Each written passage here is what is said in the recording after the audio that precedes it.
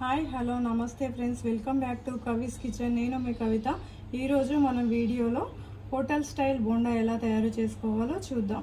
ఈ వీడియో కనుక మీకు నచ్చినట్లయితే ఒక లైక్, షేర్ అండ్ సబ్స్క్రైబ్ చేసుకోండి ప్లీజ్. Thanks for watching.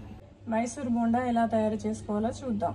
దానికోసం ముందుగా ఒక బౌల్లో నేను 1/2 kg మైదా పిండి తీసుకున్నాను. అందులో కొద్దిగా 1/2 టేబుల్ స్పూన్ వంట సోడా, అలాగే కొంచెం పుల్లటి పెరుగు తీసుకోవాలి. పుల్లటి పెరుగు తీసుకొని ఇందులో కొద్దిగా వాటర్ పోసుకుంటూ మొత్తం కలపాలి. పిండిని ఇలా బాగా కలుపుకోవాలి. ఎంత బాగా మిక్స్ చేసుకున్నట్లయితే మనకు బోండా అనేది అంత పర్ఫెక్ట్గా వస్తుంది. మనము మైదా పిండికి బదులు గోధుమ పిండి వాడుకోవచ్చు. కాకపోతే హోటల్ స్టైల్లో రావాలంటే మైదా పిండి వాడుకోవాలి. హెల్త్ కాన్షియస్ కోసం గోధుమ పిండి వాడుకోవచ్చు. ఇలా బాగా ఒక 15 minutes కలపాలి. ఇలా బాగా కలిపినట్లయితే మనకి లోపల బబుల్స్ అనేది రాకుండా పర్ఫెక్ట్గా వస్తాయి బోండా.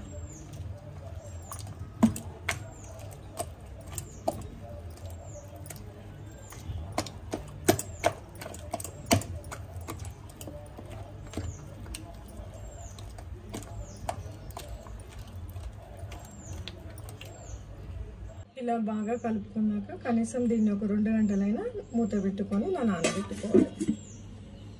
ఆలోపు మనం చట్నీ ప్రిపేర్ చేసుకుందాం. దానికోసం ఒక కడాయి తీసుకొని స్టవ్ ఆన్ చేసుకొని ఒక బౌల్లో పల్లీలు తీసుకున్నాను. తీసుకొని స్టవ్ని లో ఫ్లేమ్లో పెట్టేసుకొని ఇలా పల్లీలను వేయించుకోవాలి.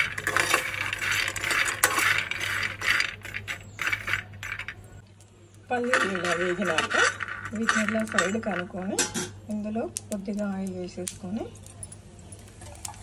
ఒక 3 మిర్చి వేసేసుకున్నాం.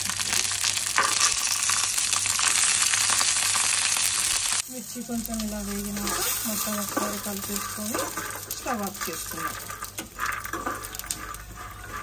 ఇప్పుడు ఒక మిక్సీ జార్ తీసుకొని అందులో కొద్దిగా జీలకర్ర, కొన్ని వెల్లుల్లి రెబ్బలు, కొద్దిగా చింతపండు, కొద్దిగా కరివేపాకు, అలాగే మనం వేయించి పెట్టుకున్న పల్లీలు, మిర్చి వేసుకోవాలి. వేసుకున్నాక ఇందులో కొంచెం రుచికి సరిపడినంత ఉప్పు వేసుకోవాలి.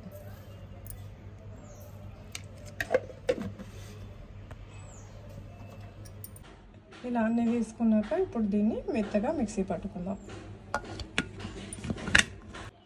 ఇలా మెత్తగా పట్టుకున్నాక ఇప్పుడు దీన్ని ఒక బౌల్లోకి తీసుకుందాం. ఇలా బౌల్లోకి తీసుకున్నాక ఇప్పుడు మనం దీనికోసం పోపు చేసుకుందాం. పోపు కోసం ఒక కడాయి తీసుకొని స్టవ్ ఆన్ చేసుకున్నాక దీనిలో కొద్దిగా ఆయిల్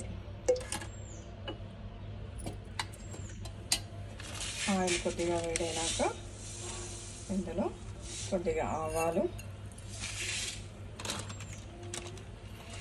కొద్దిగా జీలకర్ర వేసుకోవాలి.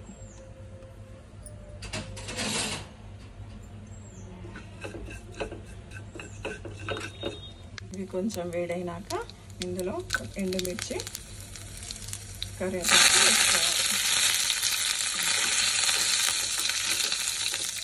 అయిపోయినాక ఇప్పుడు స్టవ్ ఆఫ్ చేసుకొని దీన్ని చట్నీలో వేసేసుకుందాం.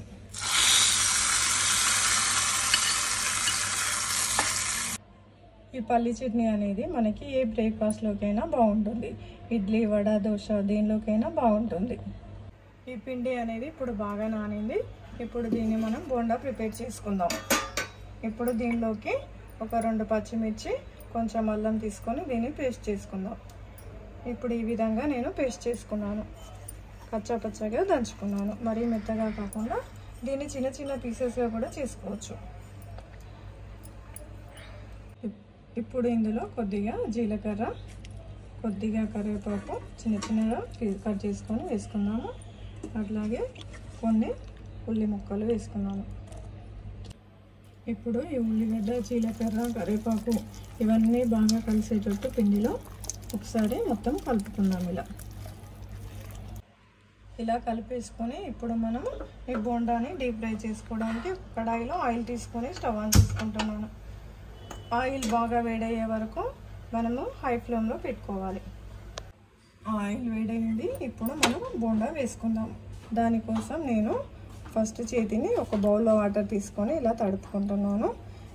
అలాగే పిండిని ఇప్పుడు మనము మొత్తం కాకుండా మధ్యలో చేయి పెట్టకుండా చివరి నుండి ఇలా కొంచెం కొంచెంగా తీసుకుంటూ వేసుకోవాలి.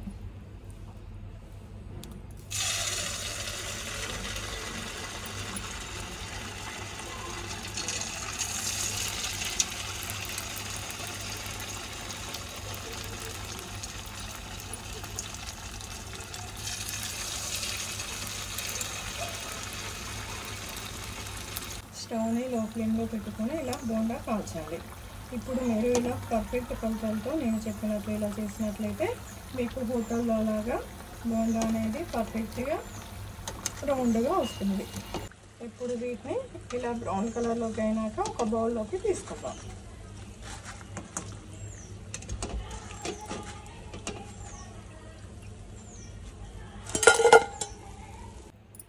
మనం మిగతాయి కూడా ఇలానే వేసేసుకుందాం.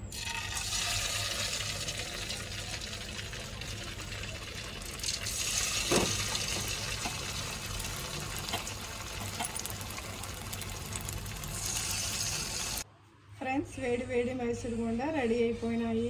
చట్నీ పెట్టేసుకొని తినేయడమేక.